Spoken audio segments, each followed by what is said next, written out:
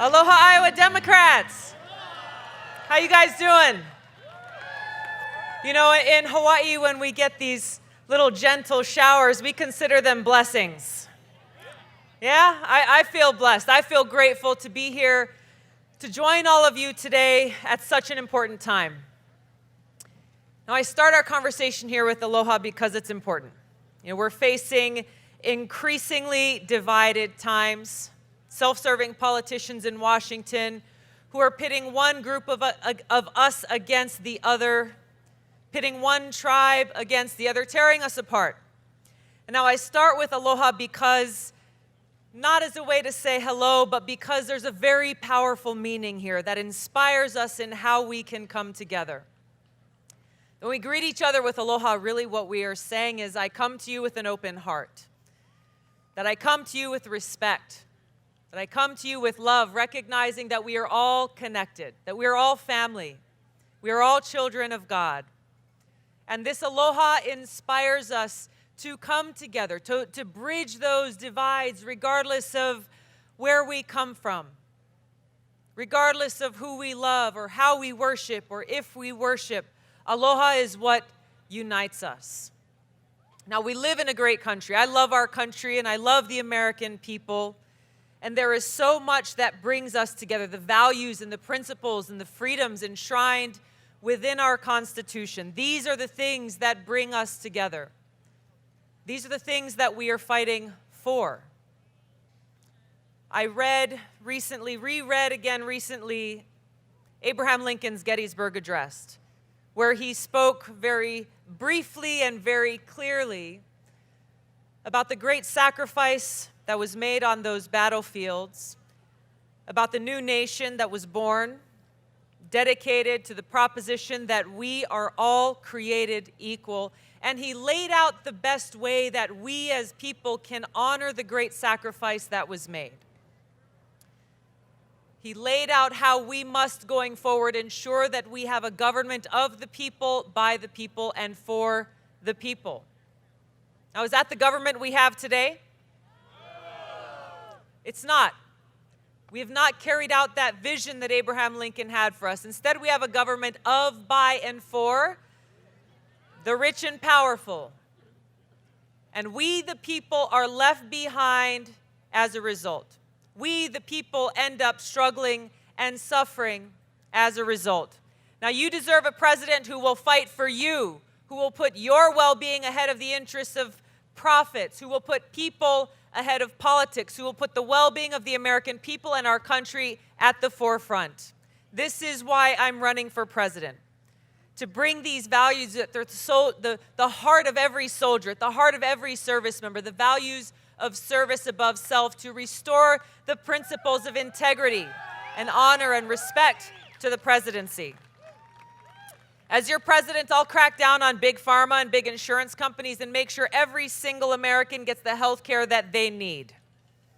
As your president, I'm going to make sure that education of our kids is a priority, that we pay our teachers what they deserve, and we make sure that our kids have every opportunity for their lives.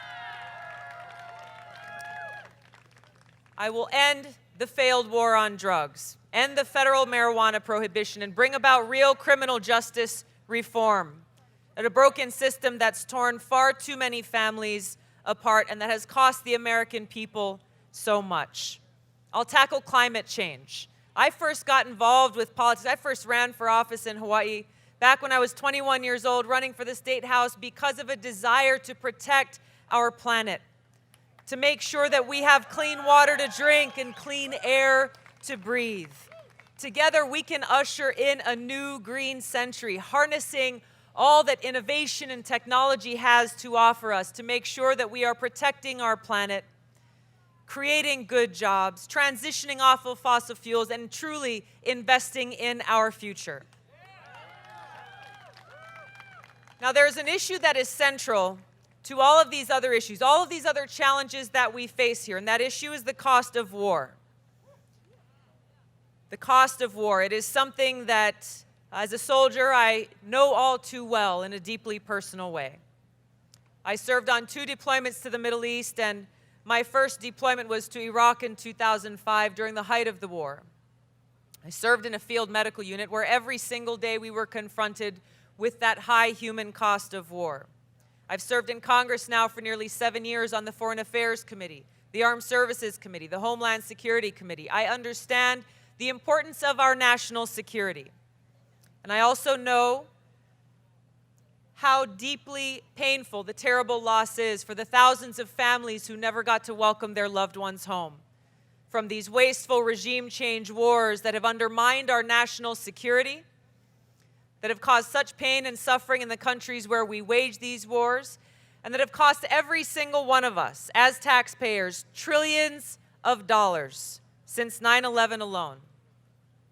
What does that mean? Trillions of dollars. Every single dollar that's been spent on these wasteful wars is a dollar that's come out of our classrooms, it's come out of our healthcare system, it's come out of our communities. Where has it gone? It's gone towards waging these wasteful wars and the nation building that has followed. Today, as we gather here, we are still spending $4 billion every single month in Afghanistan. We need to bring our troops home and bring our taxpayer dollars home to rebuild our own nation right here at home. Now, unfortunately, these are not just things that are happening in the past. For those of you who've been watching the news, you'll see how yesterday President Trump's Secretary of Defense announced the deployment of more troops to where? To Saudi Arabia, to defend Saudi Arabia's oil, to defend Saudi Arabia's infrastructure, handing off our sovereignty and our military to be used by another country. That's not why we take this oath to serve. We take this oath to serve the American people and to protect and defend our country. I'm running for president to end this insanity. The most important job, responsibility that the president has is to serve as commander-in-chief. And as your commander-in-chief, I will end these wasteful regime change wars, make sure we don't start any new ones, work to end this new Cold War we're in and an arms race that would further cost us trillions and more lives, and instead redirect those dollars towards serving the needs of our people right here at home. There is so much at stake here. We are facing very dangerous times.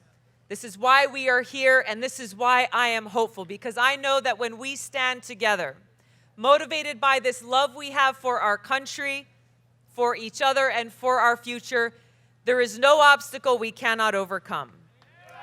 Thank you for all that you do. I ask you to join me in our campaign. I ask you for your support to bring about the kind of change we need to put people and our country above all else. Thank you all so much.